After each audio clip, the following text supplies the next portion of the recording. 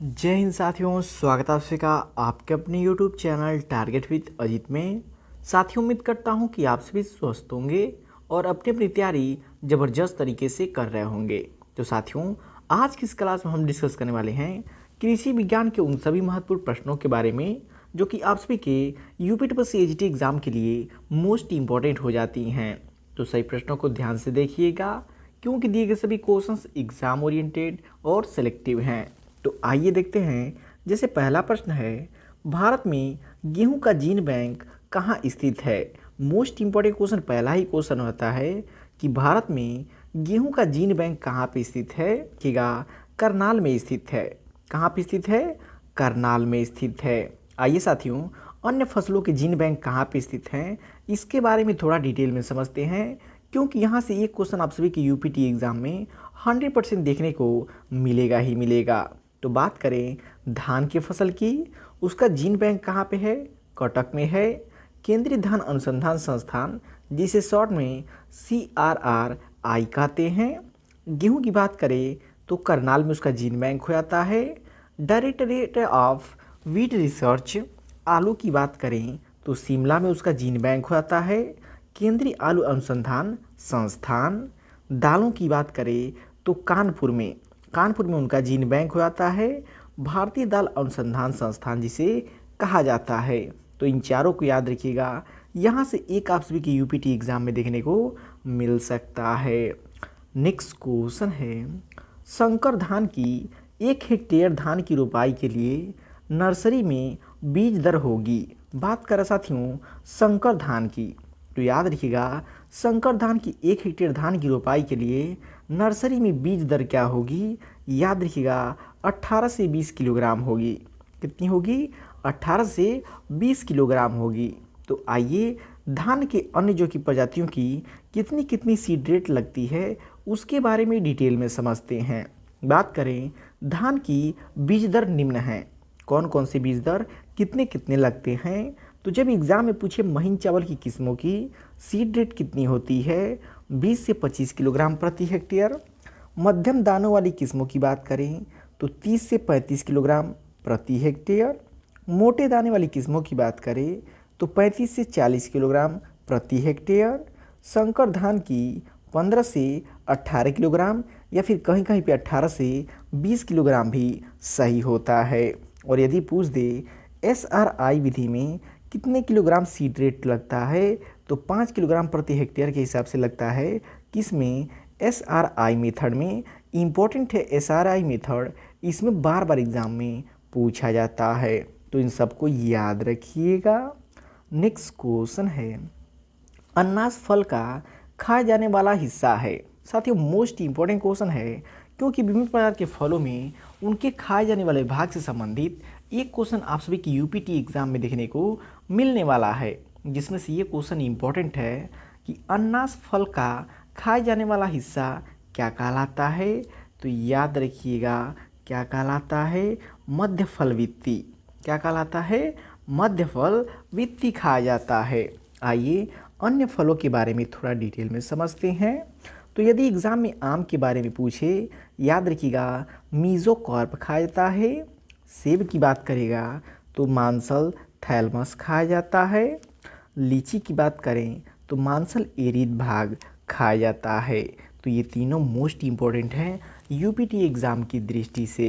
तो साथियों क्वेश्चन का लेवल आप सभी को देख के पता चल रहा होगा कि दिए गए सभी क्वेश्चंस एग्जाम ओरिएंटेड और सिलेक्टिव हैं। तो वीडियो की क्वालिटी और कंटेंट आप सभी लोग को पसंद आ रहा हो तो प्लीज़ वीडियो को लाइक और शेयर करके चैनल को सब्सक्राइब जरूर कर लीजिएगा। नेक्स्ट क्वेश्चन है, निम्न में से कौन एक प्रसार का सिद्धांत नहीं है? इन चारों में से आपको बताना है कौन सा एक जो है कि प्रसार का सिद्धांत नहीं है। तो देखिए, बात करें करके सीखने का सिद्धांत, ये भी है। सहभागिता का सिद्धांत, ये भी है। नेतृत्व का सिद्धांत भी है। लेकिन असहभागिता का सिद्धांत जो कि प्रसार के सिद्धांत के अंतर्गत नहीं आता है। तो राइट आंसर ऑप्शन डी हो जाएगा कि असहभागिता का सिद्धांत जो कि प्रसार का सिद्धांत नहीं है।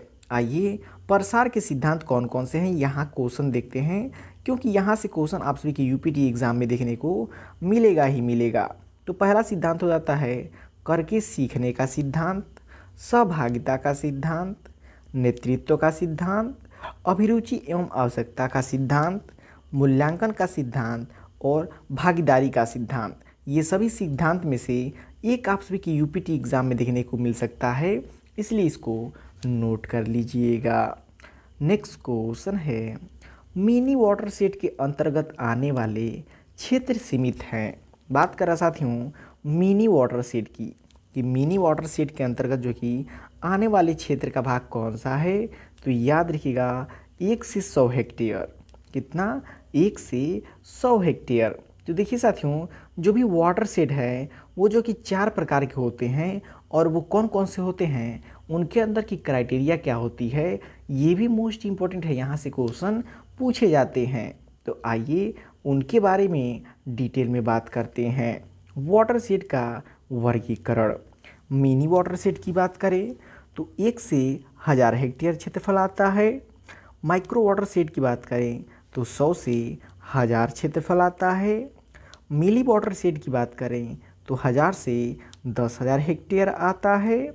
और सब वाटर सेट की बात करें तो 10,000 से लेकर के 50,000 हेक्टेयर क्षेत्रफल आता है। और मैक्रो वाटर सेट की बात करें तो 50,000 हेक्टेयर से अधिक का जो क्षेत्र होता है वो मैक्रो वाटर सेट के अंतर्गत आता है। तो इन चारों को आप नोट कर लीजिएगा, क्योंकि यहाँ से आप सभी की यूपीटी एग्ज़ाम में देखने को क्वेश्चन मिल सकते हैं। नेक्स्ट क्वेश्चन है, गाय से भ्रूण का निकासन कहलाता है। गाय से भ्रूण का निकासन क्या कहलाता है, तो याद रखिएगा काल्विंग कहलाता है। गाय से भ्रूण का निकासन जो होता है उसे काल्विंग कहता है। और विभिन्न प्रकार के पशुओं में इसे क्या क्या कहता है उसके बारे में आइए डिटेल में समझते हैं, क्योंकि यहाँ से भी यूपीटी एग्ज़ाम में क्वेश्चन देखने को मिलेगा ही मिलेगा। तो देखिए जब गाय और भैंस की बात करेगा तो भ्रूण निकलने की क्रिया काल्विंग कहलाती है। बकरी की बात करें तो कीडिंग कहलाती है। भेड़ की बात करेगा तो लैम्बिंग कहलाती है।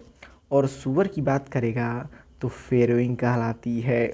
और जब मुर्गी की बात करेगा तो मुर्गी में आप सभी लोग को पता है मुर्गी में हैचिंग कहलाती है।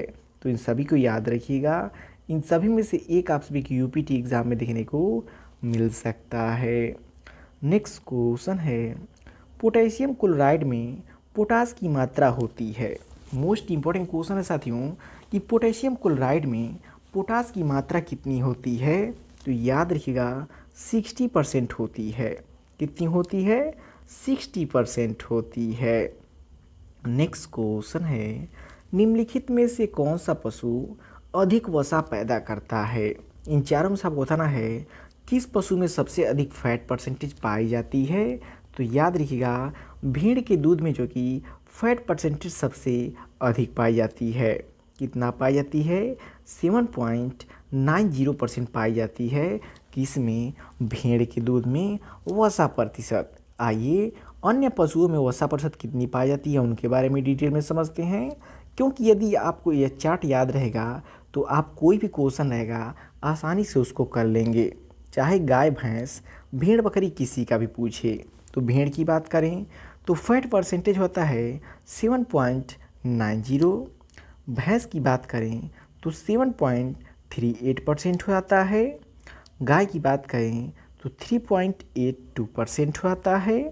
बकरी की बात करें तो 4.25% हो जाता है।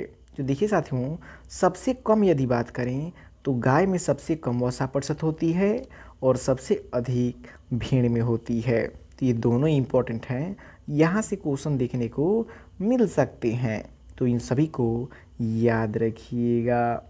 नेक्स्ट क्वेश्चन है, मसूर में कई गुणसूत्रों की संख्या होती है। बात करें साथियों मसूर की कि मसूर में कई गुणसूत्रों की संख्या कितनी होती है, तो याद रखिएगा 14 होती है। मसूर में कई गुणसूत्रों की संख्या 14 होती है।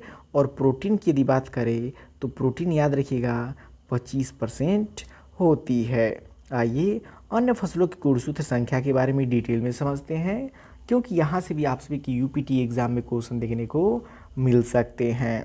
तो बात करें फसल की और गुणसूत्र संख्या की। मसूर की बात करें तो 2n बराबर 14 हो जाता है। चना की बात करें तो 2n बराबर 14 और 16 होता है, जिसमें 16 जो होता है वो काबुली चने का हो जाता है। और अरहर की बात करें तो 2n बराबर 22 हो जाता है। उर्द की बात करें तो 2n बराबर 24 हो जाता है। और मूंग की बात करें तो मूंग का 2n बराबर 24 हो जाता है। और मक्का का पूछे तो 2n बराबर 20 होता है। और वहीं धान की पूछे तो 2n बराबर 24 होता है। अगर गेहूं की बात करें तो याद रखिएगा 2n बराबर 42 होता है। तो ये सभी इम्पॉर्टेंट पॉइंट हैं, इन सबको आप अलग से नोट करते जाइएगा, क्योंकि यहीं से आप सभी के यूपीटी एग्ज़ाम में क्वेश्चन देखने को मिलेंगे। नेक्स्ट क्वेश्चन है, सामान्य कृषि योग्य मृदा की पीएच होती है। बात करें साथियों सामान्य कृषि योग्य मृदा की पीएच की कितना होती है, तो याद रखिएगा 6.5 से 8 पीएच होती है सामान्यतः कृषि योग्य मृदा के लिए। आइए अन्य फसलों के बारे में समझते हैं कि किस फसल को किस प्रकार के पीएच पर उपयुक्त होती है। तो जब मक्का की बात आती है तो 6 से 7.5 पीएच बेस्ट होती है। चावल की बात करें तो 4 से 6 पीएच बेस्ट होती है। ज्वार की बात करें तो 6 से 7.5 पीएच जो है कि बेस्ट होती है। गेहूँ की बात करें तो 6 से 7.5। गन्ना की बात करें तो 6 से 7.5 हो जाती है। और चाय की बात करें तो 4 से 6 पीएच उपयुक्त होती है। आलू की बात करें तो 5 से 5.5 जो है कि उपयुक्त होती है। यानी कि अधिकांश फसलों के लिए 6.5 से 7.5 पीएच जो है कि बेस्ट होती है। तो इम्पॉर्टेंट पॉइंट है, यहाँ से क्वेश्चन डायरेक्ट देखने को मिल सकते हैं। तो साथियों वीडियो की क्वालिटी और कंटेंट आप सभी लोग को पसंद आ रहा हो तो प्लीज़ वीडियो को लाइक और शेयर करके चैनल को सब्सक्राइब जरूर कर लीजिएगा। नेक्स्ट क्वेश्चन है, नागौरी एक नस्ल है। नागौरी किसकी एक नस्ल है, तो याद रखिएगा गाय की नस्ल हो जाती है। और बात करें साथियों गाय के क्रोमोसोम नंबर की तो याद रखिएगा 60 हो जाती है। नेक्स्ट क्वेश्चन है, अम्लीय मृदा में किस पोषक तत्व की उपलब्धता अधिक होती है। बात करा साथियों एसिडिक सॉइल की। एसिडिक सॉइल में किस पोषक तत्व की उपलब्धता अधिक होती है, तो याद रखिएगा लोहा की। अम्लीय मृदा में आयरन की अधिकता सबसे अधिक होती है। नेक्स्ट क्वेश्चन है, हजारदाना किस फसल का खरपतवार है। आपको बताना है जो हजारदाना होता है किस फसल का खरपतवार होता है, तो याद रखिएगा बाजरे की फसल का खरपतवार कौन होता है, जो कि हजारदाना हो जाता है। नेक्स्ट क्वेश्चन है, कपास की पहली संकर किस्म किस वर्ष विकसित की गई थी। मोस्ट इम्पोर्टेंट क्वेश्चन साथियों कि कपास की पहली संकर किस्म किस वर्ष विकसित की गई थी, तो याद रखिएगा 1970 ईस्वी में। और कपास की वो वैरायटी कौन सी थी, तो याद रखिएगा H4 थी। और कपास की दूसरी संकर किस्म कब प्रकाशित की गई थी, तो ये भी याद रखिएगा 1972 ईस्वी में। वैरायटी कौन सी थी, तो ये भी याद रखिएगा वारा लक्ष्मी।